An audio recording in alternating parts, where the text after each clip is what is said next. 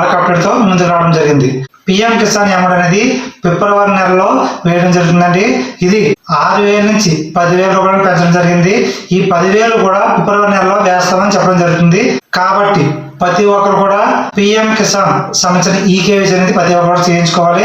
ఒకవేళ ఈకేవైసీ అనేది చేయించుకోకపోతే కనుక మీకు ఈ అమౌంట్ అనేది మీ ఖాతాలోకి, అంటే రైతుల ఖాతాలోకి జమ చేయడం జరగదండి.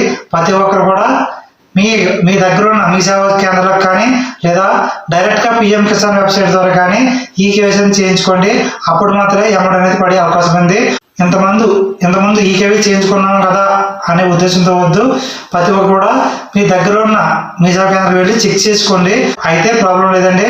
ఒకవేళ ఈ కేవైసీ అవ్వలేదనుకుంటే కనుక కంపల్సరిగా తమ ద్వారా ఈ కేవైసీని చేయించుకోండి. వెళ్ళేటప్పుడు మీ ఆధార్ కార్డు, నెక్స్ట్ మీ ఆధార్ లింక్ అయిన ఫోన్ అనేది పట్టుకెళ్ళి ఈ కేవైసీ చేయించుకోండి.